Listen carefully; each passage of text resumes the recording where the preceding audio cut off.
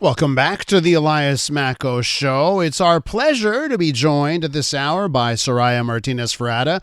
Of course, she's leader of Ensemble Montréal and running for mayor come this November. Madame Martinez Ferrada, welcome back to the program. I can call you. We're on first name now, right, Soraya?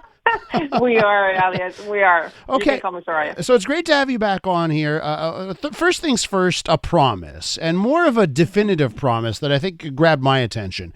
You are promising here on the matter of garbage collection to make a significant reversal compared to what Projet Montréal had put in Mercier, Hochelaga, Maisonneuve.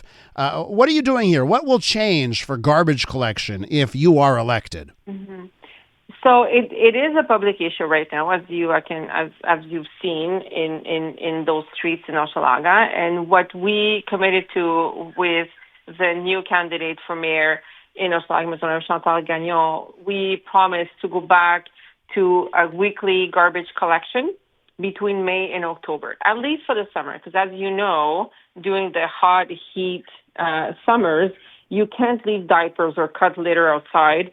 It causes vermin, it brings rats. So we need to go back to that. And we need to make sure that we're supporting every borough in the way that they need to be doing their garbage collection and don't do a one-size-fits-all everywhere in the city. We need to be respectful of every borough in the way that they want to do it. And there had been more and more talk that other boroughs would follow down this path. Everyone's looking to save money, and for some reason, the cuts have to come with garbage collection. So would you also, are you going to promise, full stop, nowhere else, if it's an ensemble borough, you will not extend this to other parts of the city? You have to understand that. Let's take, for example, Saint Laurent. Saint Laurent is Ensemble Montréal's team, Alain de Souza. They've been doing this for a while. They find a way to do it with their citizens and in their own, the layout of the urban city is different, and they found a really good solution, and they're doing it, and it works. So we don't have to do, again, a one-size-fits-all. But if we're looking at Hochelaga and we've seen that it's not working, we can't continue when it comes to public issue because it is a public health issue right now. And so you have to go back and, take the time that you need to do the transition. Because in this case, right now in Hochelaga, it has nothing to do with money. It costs the same thing. It's the same contract.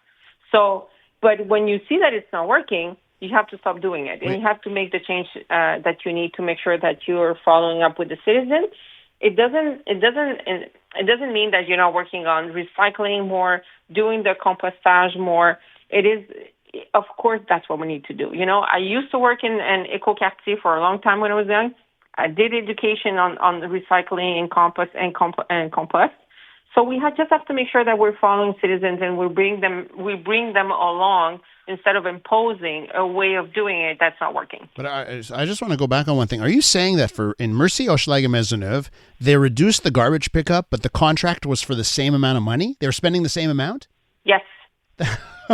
Well, there you go. That seems insane, right? It's one thing if you're saving money in the process, but they spent the same amount with less service. Okay. Yeah, it has nothing to do. For them, it was a way to make sure that we're bringing the citizens to recycle more. Mm-hmm. Because if you're keeping your garbage, you want to do less garbage, so you need to recycle more. I get the point, and that's where we need to go. We need to be recycling more and doing less garbage. But you cannot do it on the back of health issues.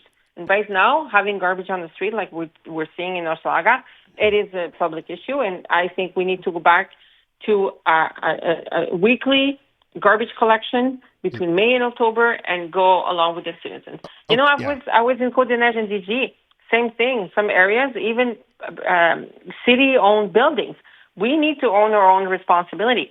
Citizens need to do their part, but we need to do better in our end in terms of our own responsibility to the garbage collection. So should we be expecting more announcements like this garbage announcement, meaning more announcements that are a clear line in the sand drawn? It's not lost on me.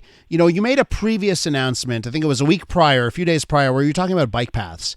And your announcement was, we're going to audit bike paths. And to be honest, that announcement to me, it didn't really hit because it wasn't a clear line in the sand. It was sort of like, okay, we'll look at it.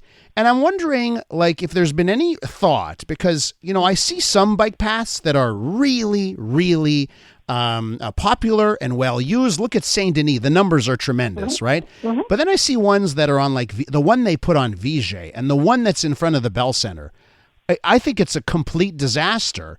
And I'm wondering if there's an opportunity here for you to actually give, like you're doing on garbage. In this borough, it's back to every week. Uh-huh. Could you show up at a certain bike path and instead of saying, we'll audit this, actually tell voters this is going or this is staying, and being a little bit more definitive as opposed to talking about audits?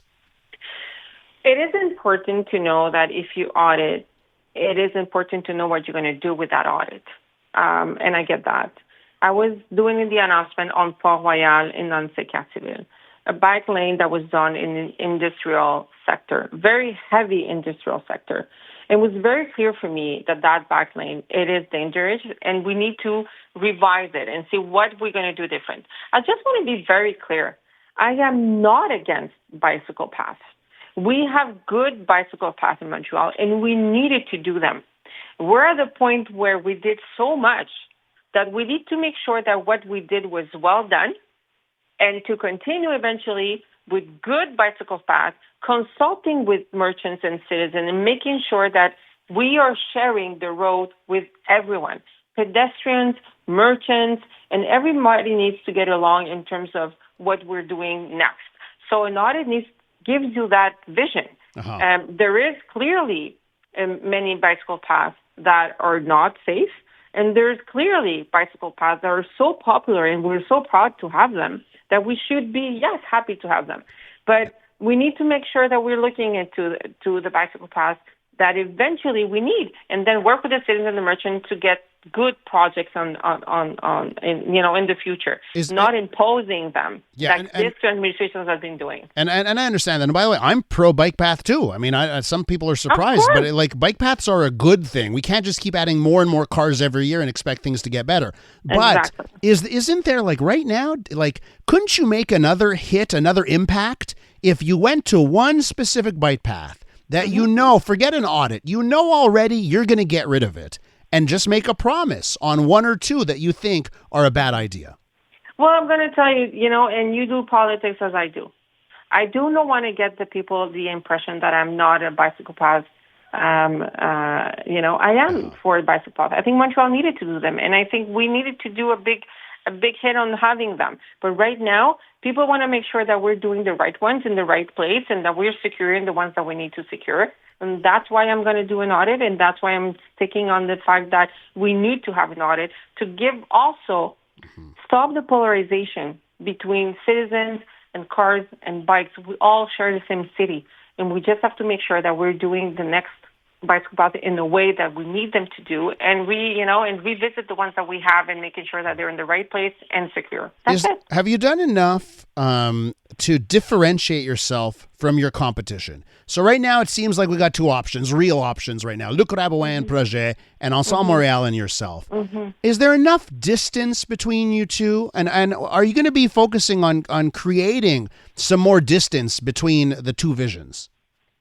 I think citizens will have a choice, and campaigns matter, and I can't wait to be campaigning, presenting the whole platform, and eventually having debates and all that.